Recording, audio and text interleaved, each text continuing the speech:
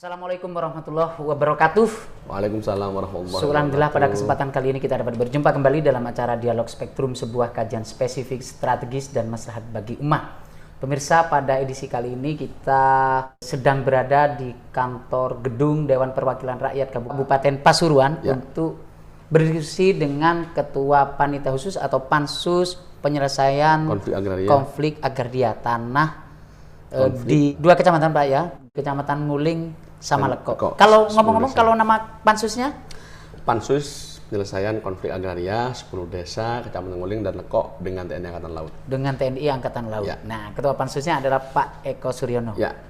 Pak Eko Suryono ini merupakan salah satu anggota Dewan yang aktif di media sosialnya. Ya, memberitahu kepada masyarakat, mengupdate kegiatan di masyarakat. Bahkan kalau tidak salah, sampai saat ada, saya mengikuti, saat ada hitan massal, beliau mengantar warganya secara langsung. Ya. Ada yang naik pickup begitu, Pak, ya? Pakai mobilnya Pak Eko jelas. Pakai mobil dan beberapa armada juga lah kita siapkan untuk masyarakat. Jadi poinnya begini, bahwa bentuk pertanggungjawaban wakil rakyat itu salah satunya adalah dia mengorientasikan kerja-kerja kerakyatannya harus sesuai dengan amanah yang diberikan oleh rakyat.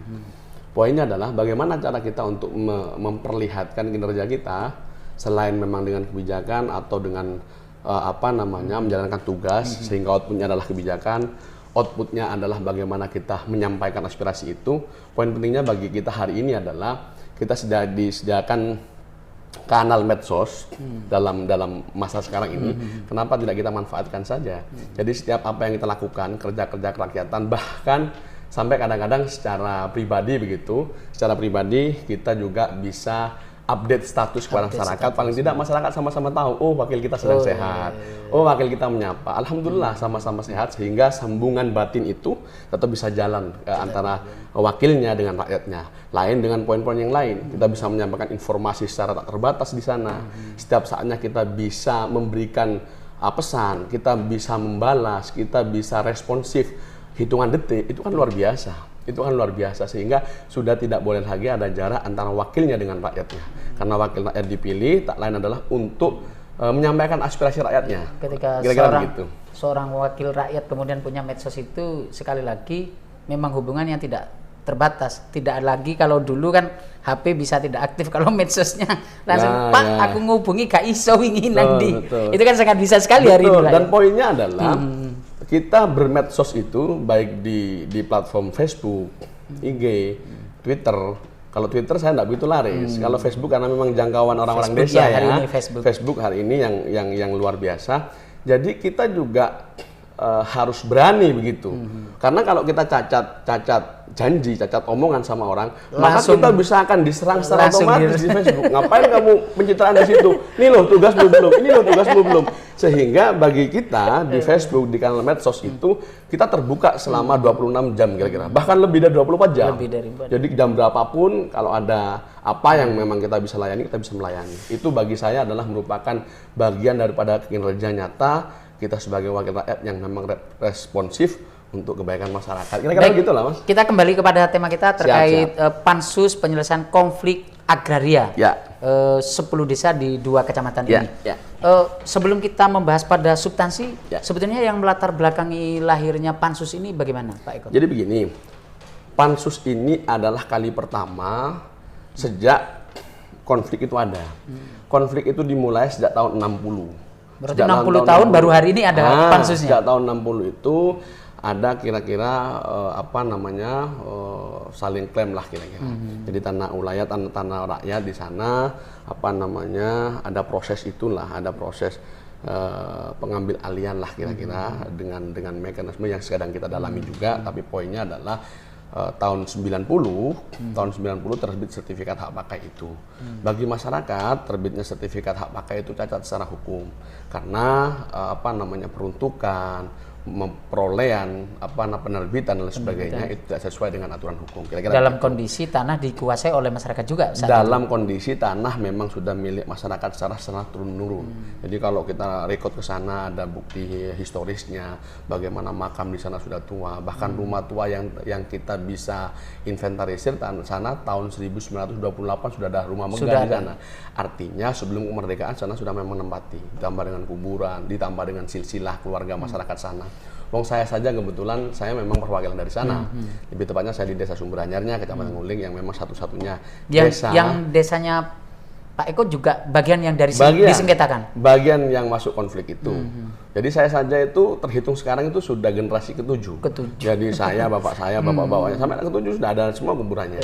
Maknanya adalah bahwa ini memang betul-betul bukan orang yang baru atau orang yang ngaku-ngaku. Buktinya saja di 10 desa itu 10 desa. Maknanya di situ ada desa. Ada desa. Desa yang diakui oleh negara, yang terinventarisir dalam register di Kementerian Dalam Negeri, diakui oleh dana desa, diakui oleh Menteri Keuangan karena memang kita penyaluran dana desa juga turun, diakui oleh Menteri pencatatan sipil lah kira-kira di karena sana. Mereka semua juga ada RT dan RW dan kependudukannya semuanya serba normal. Yang tidak normal adalah bahwa sana diklaim tanahnya oleh TNI Angkatan Laut dengan dasar sertifikat hak pakai tadi itu yang baru muncul 3 tahun. Sepengetahuan Pak Eko, hari ini sertifikat hak pakai itu ya terbit tahun itu ya? Terbit tahun 93 atas dasar surat yang sebelumnya dari departemen. Jadi terbitnya sertifikat hak pakai tahun 93 itu berdasar risalah tanah. Jadi di sana digambarkan bahwa pada tahun 1987, jadi 5 tahun sebelum terbitnya sertifikat, itu dimunculkanlah peta, namanya peta situasi. Peta situasi itu digambarkan sana itu kosong. Tahun 87. Artinya kita sebenarnya sudah lahir, generasi ke-7 saja sudah lahir di sana. Berarti 87 generasi 87 berarti sudah masuk generasinya Pak Eko. Taruhlah misalnya saya 87 kan sudah ada itu teman-teman saya itu kan semua sudah ada. Sudah ada sekolah, sudah ada semua. Peradabannya sudah jalan, mungkin tidak semaju sekarang. Kira-kira dan begitu. Dianggap di peta itu lahan kosong. Sehingga karena memang dianggap kosong, maka diterbitkanlah sertifikat hak pakai karena memang dianggap ini memang lahan kosong. Jadi ada laporan yang memang serba dibuat begitu. Itu berdasarkan hasil kajian Pansus turun ke lapangan, Mas. Karena begini, dalam hal ini Pansus kan kembali lagi kepada pertanyaannya Mas Junaidi tadi, apa yang melatar belakangi?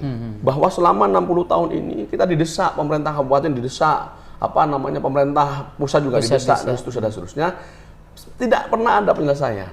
Pertanyaannya diselesaikan secara seperti apa? Kan tidak ada yang tahu itu Ini minimal kehadiran negara untuk masyarakat. Kehadiran pemerintahan daerah untuk mengetahui seluk-beluk permasalahan sebenarnya seperti apa. Sehingga Pansus ini hadir, kali pertama hadir, yang kita memang inisiasi sama teman-teman semua hadir, menunjukkan keseriusan.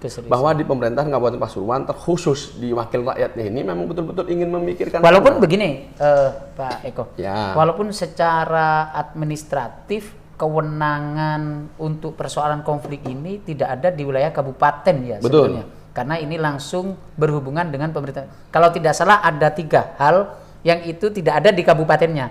Pertama adalah masalah tanah, 2 persoalan, 1 ya tanah ini, yang 2 diantaranya adalah pertahanan. Itu kan langsung ditangani oleh pemerintah pusat. Artinya begini, Pansus ini kan Pansus yang berjalan bukan untuk mengurusi kewenangannya ketika masyarakat bertanya ada semacam itu.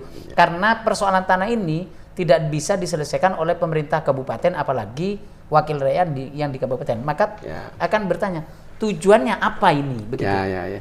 Jadi poinnya begini, jadi kalau bukan kewenangannya saya kira enggak. Kalau itu maknanya adalah kewenangan atau otoritas untuk menyelesaikan, memang enggak. Memang tidak. Karena kita tidak bisa memberikan kebijakan harus selesai dikasihkan sama siapa tidak. Tidak bisa. Karena memang surat tanah dan sebagainya itu pemerintah pusat. Yang melibatkan sudah melibatkan banyak kementerian, taruhlah misalnya urusan desa. Itu sudah melibatkan kementerian desa. Satu ya. Urusan pencatatannya, administrasinya masuk Kemendagri. Urusan TNI-nya masuk departemen untuk urusan Kemenhan. Itu Menteri Pertahanan misalnya. untuk urusan aset atau keuangannya ini sudah masuk ke Kemenkeu. Kementerian Keuangan, ya kan? Untuk Administrasinya Kemendes. untuk urusan tanahnya, misalnya ATR BBN. Iya kan? Jadi minimal 5 kementerian. Siapa yang bisa menentukan atau mengkoordinasikan ego sektoral daripada masing-masing kementerian ini kalau tidak satu orang yang kita sebut dengan yang namanya presiden dengan hak otoritas kebijakannya yang harusnya bisa langsung menyelesaikan permasalahan-permasalahan ini. Karena jujur ngomong, permasalahan ini adalah satu daripada 126 yang terinventarisir permasalahan konflik agraria Jawa Timur. Baik itu dengan militer, dengan perhutani maupun dengan perkebunan. Atau karena kebetulan kita juga BUMN yang lain, misalnya PT KAI misalnya, kan ada juga. Jadi yang dengan militer saja tercatat ada 26 kasus Jawa Timur. Di Jawa Timur. Dan ini adalah yang terbesar. Karena kenapa kok terbesar? Melibatkan 10 desa, 2 kecamatan, dengan luasan 3.676.000 hektar. Artinya, berarti ini bukan sebagian, misalnya bicara satu desa bukan sebagian desa, tapi bisa jadi keseluruhan desa. Keseluruhan desa. Jadi dari 10 desa itu dapat digambarkan, Mas, bahwa satu desa ini ada 3 desa yang dia blong, Mas. Blong. Maksudnya blong itu kalau misalnya ini taruhlah kebijakan terjelek, misalnya, ini harus angkat desa, itu kan nggak mungkin, nggak masuk akal. Taruhlah misalnya. Berarti bicara yang satu desa ini bicara yang seperti tadi ya. Ketika ini dalam masa sengketa ada dana desa yang diturunkan dari Kemendes, ADD atau bahkan ada dari dana alokasi desa dari kabupaten itu tidak bisa diserap oleh pemerintah desa. Karena misalnya kalau ini dibangun, ini masa sengketa kan juga berbahaya. Alhamdulillah. Jadi begini, ada surat larangan, Mas. Larangan itu sudah muncul sejak tahun 2013. Untuk membangun. 2013, 2018, dan sekarang terakhir itu tahun 2022. Larangan membangun dari Lantaman 5 Surabaya. Saya pegang itu datanya. Kalau yang terakhir itu 24 Februari, jadi 10 hari lah ulang tahunnya surat itu. Kalau sekarang terhitung ya. 24 Februari 2022, itu larangannya jelas, Mas. Bahwa di area lahan konflik yang ditujukan surat itu kepada pemerintah yang berwenang atau pihak yang berwenang, dalam hal ini bupati. Dalam hal ini bupati, camat, terus apalagi kepala desa yang termaksud 10 desa itu disurati semua bahwa dilarang untuk menerbitkan melakukan pembangunan administrasi kependidikan. KTP, Mas. KTP tidak boleh. KTP rencananya, KTP, KK, akte. Terus larangan membangun infrastruktur, jalan, terus fasilitas sosial di 10 desa ini. Di 10 desa ini termasuk rumah dan lain sebagainya. Maka ini sebenarnya kalau kita kaji lebih mendalam bahwa surat larangan ini adalah melanggar HAM. Ini sudah berapa tahun surat larangan ini? Sudah berjalan sekian tahun, terhitung dari 2013 sampai sekarang sudah lebih dari 10 tahun. 10 tahun, 11 tahun ya. 9 tahun. Dasarnya adalah, dasar mereka membuat larangan ini adalah sertifikat tak pakai tadi. Satu. Yang kedua, bahwa sana sudah masuk Perda nomor 12 tahun 2010, Perda RT RW, bahwa sana sudah masuk zona militer katanya. Jadi TNI ketika didesak begitu, di Perda itu ada zona militer, dia nyampaikan bahwa ini adalah zona kami. Dasar Perda itu dari apa? Dasar Perda yang buat dulu pemerintahan tahun zaman itu, setelah penembakan itu dibuatlah Perda. Jadi ini sebenarnya rentetan, Mas. Tahun 2007 dulu ada penembakan TNI dengan warga yang menewaskan 4 orang dan belasan luka-luka itu. Terus setelah itu terbitlah Perda itu, Perda yang menyatakan bahwa ini adalah zona militer. Saya tidak tahu urgensi Perda ini dibuat untuk apa. Apakah karena sana sudah ada militer yang melakukan aksi itu sehingga legalisasinya adalah dengan Perda misalnya, atau memang ingin memindahkan masyarakat? Saya kira juga tidak tahu ya. Kita kan juga setelah ada larangan itu, ini bicara hari ini Pak Eko. Setelah ada larangan itu, apa memang pemerintah menjalankan Perda itu, misalnya jalan tidak dibangun, masyarakat tidak mendapat KTP, akses pendidikan tidak ada. Betul. Jadi untuk wilayah Kabupaten Pasuruan memang tidak ada bantuan Kabupaten Pasuruan dalam hal ini infrastruktur dan lain-lain masuk ke wilayah zona 10 desa ini. Berarti jadi, jalan di depan rumah saya tuh belendung, Mas. Tidak bisa dibangun. Kalau mau bangun masyarakat harus swadaya. Jadi saya sendiri lewat itu ya malu sebenarnya didangi orang dan macam-macam. Saya mengalokasikan, kita usulkan, kita kawal bangunan dari sana, tidak bisa, tidak mau. Eksekutifnya tidak mau karena ada larangan tadi itu. Yang sekarang itu dinafikan atau larangan itu yang tidak dijalankan adalah masih dibuatnya dokumen administrasi. Jadi KTP dan KTP, KK dan sebagainya masih Tapi kalau dana desa mereka mendapat. Alhamdulillah ini benar. Jadi pemerintah pusat sebagaimana aturan undang-undang nomor 6 tahun 2014 tentang desa, maka itu memang kewajiban pemerintah untuk memberikan dana desa kepada daerah. Selama itu namanya desa, maka wajib hukumnya untuk tetap diberikan dana alokasi dana desa, kira-kira begitu. Atau dana desa itu untuk membangun daerahnya. Pertanyaannya adalah bagaimana satu sisi desa dengan dananya untuk membangun, dilindungi oleh undang-undang karena itu sudah menjadi kewajiban. Di sisi lain, satu sisi ada lain ada larangan, bukan perda. Kalau perdanya hanya memasukkan sana zona militer. Oh, zona militer itu pun tidak ada batasannya. Jadi perda ini sebenarnya mandul, Mas. Perda ini mandul. Makanya berarti bukan kawasan tidak nyebut desa, nyebut desa. Jadi nyebutnya adalah wilayah Kecamatan Leko itu masuk zona militer. Leko ada 11 desa, yang berkonflik ada 9 desa. Jadi tidak ada batasan sebenarnya situ.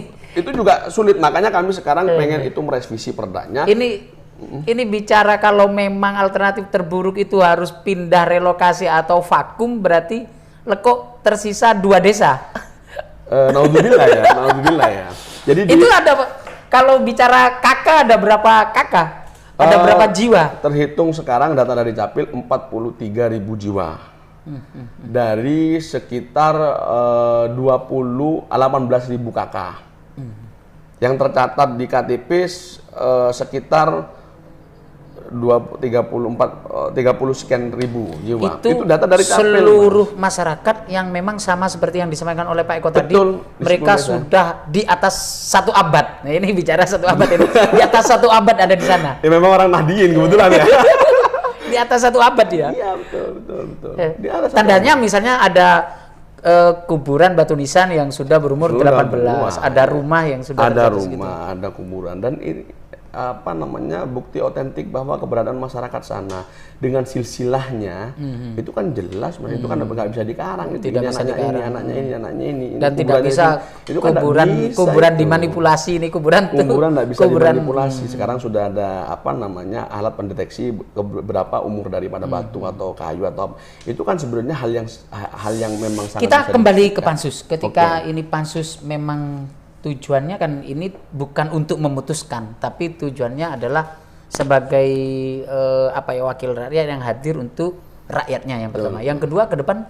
Jadi begini, pansus ini hadir adalah komitmen besar daripada kita untuk bagaimana kita hadir dengan upaya untuk menyelesaikan. Karena memang ini adalah kewenangannya bukan di daerah, sehingga otomatis pansus penyelesaian ini adalah upaya. Jadi dia bukan eksekutorial, bukan eksekutorial untuk menyelesaikan, tapi ini adalah upaya. Jadi bagaimana pansus itu mendalami kasus-kasus ini atau fenomena ini di masyarakat. Kita sudah manggil TNI dari Lantaman 5, kita sudah manggil daripada yang ada di Grati dan lain sebagainya. Kita sudah manggil, kita bahkan turun, Mas. Kita turun ke desa-desa. Kita sudah melakukan pertemuan 2 kali dengan masyarakat di desa sana, dengan BPD-nya, tokoh masyarakatnya, kepala desanya sudah kumpulkan, data semua sudah kita ambil, fenomena-fenomena yang terjadi sudah kita catatkan semuanya, kita pemetaan blueprint sana seperti apa dan lain sebagainya sudah kita kumpulkan semuanya, dan data-data ini sudah kita kelola, kita olah maksud saya, untuk kemudian nanti persiapan untuk rekomendasi. Nanti kira-kira rekomendasi ini untuk apa? Poinnya adalah sekarang sudah kita proses untuk minta legal opini dari 4 universitas, taruhlah dari UGM, dari UNER, dari Brawijaya dan 1 universitas lagi yang memang kita cukup ternilai capable begitu, kredibilitas sudah bagus sekali, sehingga legal opini juga menjadi bagian dari pandangan hukum. Wong deso gak gaya pandangan. DPR taruhlah misalnya tidak bisa secara rigid begitu untuk tahu seluk-beluk urusan hukum agraria dan lain sebagainya, sehingga kita minta bantuan legal opini seperti apa sebenarnya dalam kasus seperti ini. Satu. Yang kedua, kita juga akan sondingkan data yang ada ini, juga minta pertimbangan, kita diskusikan dengan Komisi 2. Komisi 2 itu bagian agraria di DPR RI, Komisi 2 DPR RI, kita sudah ada link ke sana, tinggal RDPU ke sana, rapat dengar pendapat umum ke sana, kita agendakan insya Allah bulan ini juga ke sana. Nanti juga kita akan ke kementerian ini, meskipun nanti turunnya ke Dirjen. Minimal informasi-informasi ini nanti kita masukkan dari bawah ke sana, bahwa sudah sampai sini proses yang di bawah, kenyataannya seperti ini dan lain sebagainya, sehingga kita bisa saling tukar informasi. Dari sini informasinya dimasukkan ke sana untuk menjadi bahan kajian sana. Kita juga mendapat informasi apa yang seharusnya dilakukan oleh pansus untuk memperkuat posisi nanti rekomendasi untuk bagaimana upaya penyelesaian ini. Sehingga harapannya rekomendasi ketika sudah clear, sudah kita pegang, sudah kita buat secara maksimal, ini nanti yang akan menjadi apa namanya bukan senjata ya, tapi ini adalah menjadi bahan. Satu catatan yang apa namanya yang harus tentunya menjadi pertimbangan pemerintah pusat. Kita bawa via lembaga DPR, kita ke DPRD, kita bawa ke pemerintah pusat, kasihkan sama presiden. Kasihkan. Jadi sama, ini nanti begitu. Hasil kajian dari pansus ini bersama pansusnya di bawah. Ya, tentu nanti hasilnya ini nanti akan kita bawa kepada pemerintah pusat untuk menjadi pertimbangan.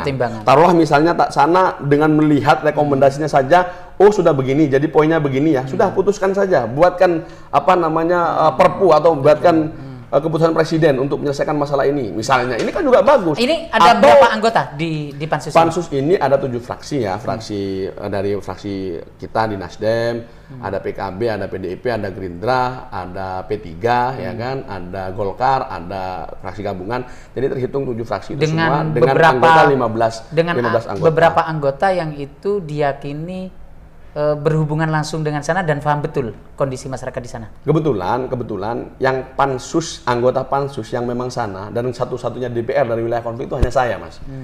Jadi saya yang mewakili masyarakat konfliknya atau tahu istilahnya tahu mulai lahir sudah berhubungan.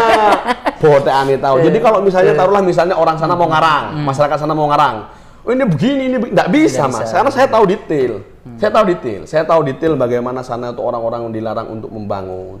Mau bangun rumah didatangi TNI, mau diambil bahannya. Terus apa? Itu banyak fenomena itu. Terjadi, saya sudah menyampaikan bahwa tahun 2018, tahun 2019 ada yang kena tembak latihan militer karena memang ada di belakang-belakang rumah warga itu. Dengar ada yang juga dibom juga. Lah makanya 2019 kena pelipis mata panas. Kita datang ke sana. Itu latihan atau memang sengaja ditembak? Walau-walau. Tapi kalau yang dibom itu bagaimana ceritanya? Yang itu kedua, isu atau enggak itu? Enggak, betul. 2022 itu mahasiswa kena tembak ketika melintasi areal sana, areal Embong sana. Oh, hanya sana. Lewat gitu. Lewat kena tembak. Jatuh dia. Maksudnya berhenti terus disamperin TNI dibawa ke rumah sakit kira-kira begitulah dengan jalan persuasif. Kena tembak betisnya, betis kirinya. Memang ada daerah operasi militer di sana, misalnya buat latihan dan sebagainya. Sebenarnya enggak ada ya spesifik daerah operasi militer begitu ya. Karena satu sisi begini, Mas. Kalau saya gambarkan ini kan bicara sesuai perda yang kawasan militer itu. Jadi kalau perdanya itu memang masukkan Lokok itu menjadi wilayah militer, cuma tidak ada batasan-batasannya. Sehingga apakah Lokok yang wilayah konflik itu, non-konflik itu juga masuk atau enggak ada. Kita sudah minta, kita detail bagaimana kajian naskah akademiknya juga ada. Taruhlah misalnya ini sekian. Taruh separuh ini pada penduduk yang sebelah timur, yang sebelah barat ini kosong. Cuman latihan itu banyak yang wilayah di belakang rumah penduduk dan lain sebagainya. Terbukti tahun 2022 kemarin di Desa Balonganyar ada rumah kena bom, Mas. Artinya kalau sampean nanya apakah dibom atau kena bom, itu kan repot jawabannya karena latihannya tidak begitu jauh. Tidak begitu jauh latihannya. Alhamdulillah semua tapi selamat, ini juga gitu menjadi opini bahwa kalau itu memang daerah militer dan dibuat untuk latihan aktivitas militer ya memang harus jauh dari masyarakat. Jauh dari tapi tinggal masyarakat. Bagaimana siapa yang kuat secara administrasi memiliki hak untuk bertempat di sana kan begitu Pak. Kira-kira begitu. Jadi desa diakui dan lain sebagainya. Membangun tidak boleh, membangun tidak bisa. Tapi yang memang harus diperjuangkan kan hak dasar hidup warga sekitar. Misalnya tidak ada puskesmas. Kalau posyandu, kalau puskesmas tidak ada karena Kecamatan Nguling yang wilayah konflik masuk puskesmasnya ada di masing-masing kecamatan. Di Lekok juga ada puskesmasnya, tidak masuk wilayah konflik. Di Nguling puskesmasnya juga tidak masuk wilayah konflik. Cuman untuk apa namanya pos bantu itu ya masing-masing ada. Cuma pertanyaanku begini, kalau sampai datang ke daerah Semedu itu ada sudah landasan udara di sana. Sekarang sudah dibangun markas militer untuk latihan tentara yang muda. Apa namanya saya lupa, besar sekali. Sana sampai ke sana satu kali capek, Mas. Jalannya rusak. Jadi kalau ke sana bidannya itu seminggu atau 2 minggu sekali atau 2 minggu 2 kali atau seminggu 2 kali maksimal itu sudah. Jadi kalau ada orang lahiran rata-rata ngeguyone ya. Alhamdulillah lahirannya lancar karena ketika dibawa ke puskesmas sudah lahir, Mas. Kena kontraksi di jalan. Ini kan luar biasa. Tanpa ini hal yang sudah prihatin. pembukaan. Betul. Ini prihatin sebenarnya. Cuman harus kita bawa secara suasana yang lebih terkait misalnya ini kesehatan. Terkait pendidikan bagaimana? Ada sekolah, ada masjid. Saya perlu nyampaikan sama sampean. Saya punya data. Ini data valid, ini data konkret, Mas. Saya sebutkan dulu sederhana. Ini data dari lapangan. Kebetulan saya barusan buka. Jadi di sini ada SMA ya, di tanah konflik ini. Ada SMA sebanyak 2 negeri. SMA 1 berarti yang dulu tanah nasional itu tanah konflik. Itu masuk di tanah konflik yang sebetulnya dilarang dibangun. Yang sebenarnya dilarang dibangun. Tapi ada SMA negeri. Ada SMA negeri. Ini wilayah administrasi Provinsi Jawa Timur. Betul. 2. Ada SMP atau sederajat ada 11. 11 SMP. SMP negeri ada 1 yang bareng sama SMA itu. Yang lainnya MTS dan lain sebagainya. Ada SD 23. Ada TPQ 106, ada Madin 42, ada Musola 238, ada PAUD 28, ada Lapangan 15, ada Makam 47, ada Poskesdes ada 6, Posyandu ada 36. Ini kan fasilitas sosial, fasilitas umum yang ada di wilayah situ, gitu loh. Dan ini adalah kebutuhan dasar masyarakat. Mohon maaf, yang itu berdirinya jauh di atas 93 atau baru? Sebagian yang lain lama toh. Taruhlah misalnya ada beberapa penambahan seperti musola misalnya. Itu kan ada yang baru. Sekolah-sekolah. Kalau sekolah lama, sekolah sudah lama sebelum itu. Termasuk sekolahnya Pak Eko yang jelas di atas 70-an. Betul.